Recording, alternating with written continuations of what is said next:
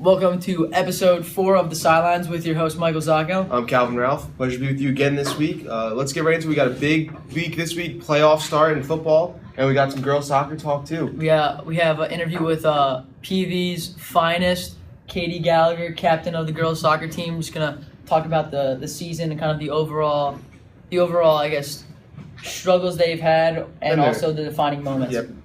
So let's start our playoff preview with starting at the top of the bracket, Riverdale against West Milford. That's you researched Riverdale and West Milford. So yes.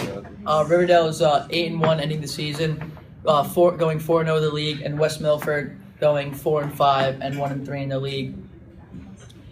What I noticed what was very interesting was that Riverdale scored 296 points going forward. So it seems to me their offense is elite. Their offense is really good. I watched it. My grandpa, he watched a lot of the games. He taught there, and I used to go to some games too. And they run the option a lot. They're a very good running team, and that's their MO. Estevez is a good runner. Connolly's a good quarterback, and they have a really good high-potent offense. And West Milford, PV faced them earlier this year. Not the toughest opponent. Their defense is actually not that bad. I think PV had a better offense. Yeah, better offensive game, but Riverdale has given up 128 points allowed, which I don't think is that impressive, but it is, like, for their stature, I think it is impressive. I think it would be something to be aware about. But their offense is the main thing that if PV looks into the future, even though we're going to go game by game, that's what they should be worried about. Now the next matchup of the 5-seed Sparta versus the 4-seed Garfield. Calvin's got that on. Yeah, so Sparta, the high school that our very own Mr. Rawson went to, and they play a very tough schedule up there in Sussex County, playing some of the better teams. They lost to the number 2 seed in the North 1 Group 4 bracket, Roxbury, and they lost to the non-public Group 3 number 4 seed Pope John. And this past weekend they lost to Randolph, did not make the playoffs in North 1 Group 4. They're 6-3 overall, good team. They won the games they won by 10 or more points. So they didn't really, and they're the 2-time defending champion in the North 1 Group 3. So they beat the number 1 seed Riverdale last year in the championship, 31-23, and in 2013 they beat them 40-0. And then in Garfield, they have Alex Victorino at quarterback. He's thrown for just over 1,000 yards and 9 touchdowns. But they rely on Avon Irving, the running back, 1,000-yard rusher, has 18 touchdowns this season. And their defense is a little weak, but I think Garfield has a good chance of winning this game. So now we're at the halfway point. I know our man Jake the Snake Farrier over in the Snake Pit wants to cover that other half. He's feeling very eager. So let's hit it over to him in the Snake Pit.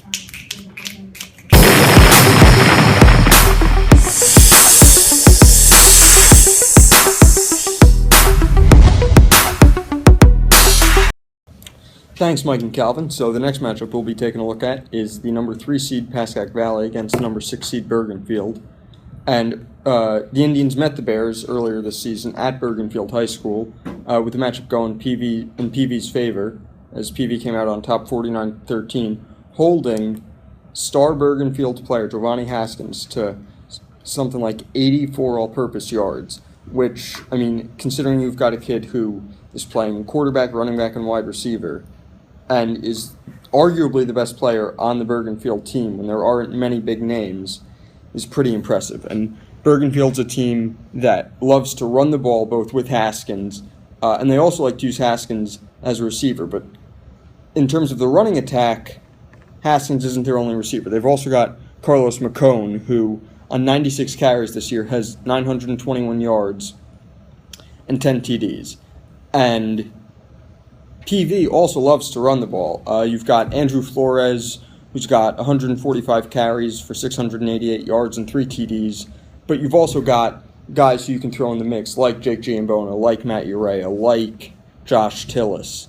And it's that depth at running back, I think, that is one of the reasons why PV has an edge. But the other reason PV also has an edge is the Pimpinella to Diedrich, or the Diedrich to Pimpinella connection. Diedrich loves to target Pimpinella. Pimpinella's got 39 receptions for 855 yards and 9 TDs, while Diedrich's 90 for 159, 1,508 yards, and 19 TDs. So almost half of Diedrich's TDs have gone to Pimpinella, and again, almost half of Pimpinella's receptions or half of Dietrich's targets have been to Pimpinella. So listen, Bergenfield's defense is going to have to play a lot better than they did against PV in the regular season if they even want to come close to competing with PV. Because if PV comes out and plays the way they did against Bergenfield in the regular season, Bergenfield's going to be in trouble. So I'm giving this one to PV. And the final matchup that we're going to be taking a look at is the number 2 seed Ramapo against the number 7 seed Paramus. And Ramapo's one heck of a football team, let me tell you. They're going into the playoffs at 8-1, and let's look at some of their big wins. You've got a win against Pascack Valley, 42-21. You've got a win against Riverdale, 35-27. You've got wins against Wayne Hills, 34-7. West Milford, 42-6. But the one notable game on Ramapo's schedule is probably the game where they played against Old Tapan and lost 32-28, and by all accounts should have won if not for a last-second fumble deep in their scoring territory. That was their only loss on the season, and they've got a lot of common opponents as PV. PV played Bergenfield this season, Wayne Hills, West Milford, Passaic Valley, and Ramapo beat most of these teams by a substantial margin. So let's take a look at who Ramapo is playing, and that's Paramus. And Paramus is an interesting case. Their record only sits at 4-5 this season, yet they did make the playoffs. And what's even more interesting is that you've got a team who posted a losing record this season, despite, for each of the last 2 seasons, being the runner-up in the North 1 Group 4 bracket. Now, Paramus, Ramapo, and PV have all been bumped down to Group 3 this year. And that bump down doesn't really seem to have helped Paramus all that much. But one thing that also hurt them is their lack of consistent play at the quarterback position.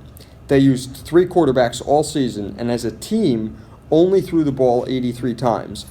But while the quarterback position couldn't provide them with consistency, they did, however, find one consistent player, that's running back Derek Dela Cruz, who had 219 carries for 955 yards to go along with 11 scores. And Paramus lost to Northern Highlands, lost to Wayne Hills, and beat Bergenfield. All common opponents with both PV and Ramapo. And Ramapo has rolled over nearly everybody this season, including, I think, they're going to roll over Paramus in the playoffs. I'm giving this one to Ramapo. Thank you, Jake. And now we're going to switch gears a little bit now, switch from football to football with our very own Katie Gallagher, and we'll shoot to that interview right now.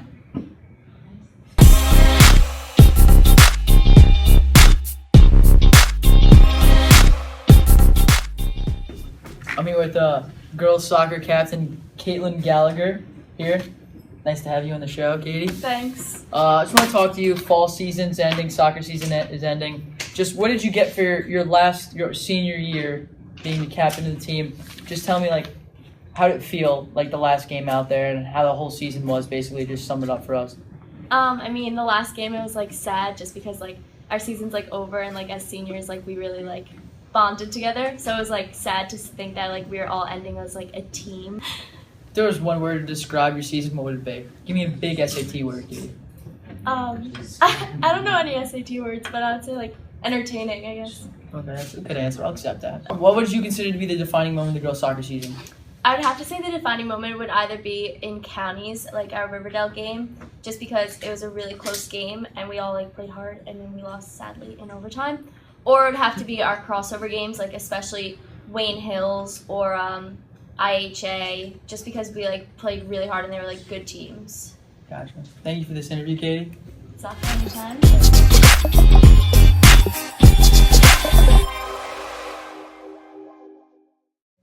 All right, so thanks, Katie and Mike, for that great interview. Let's get into You're it. welcome, Though. Calvin. Let's finish off that preview, though. Who do you think is the dark horse in this bracket? I personally think Sparta's going to be the dark horse. That matchup the first round, I think, is going to be the most difficult for them, just to face what they did last week, just to boost their confidence more. But that's mine. What about yours, Calvin? I agree with you. It's Sparta. You can't discount the 2-time defending champion. we talk about here that we're back-to-back state champions, but they're also back-to-back state champions. So it'd be a nice matchup maybe in the championship, see the two back-to-back state champions going at it. And who do you think's going to win the whole thing? I'm gonna roll with my man Buser on this one. Ballet. What about you, Calvin? The best team in the bracket has to be Rampo. They're just overall the best team, but I agree with you. Valley!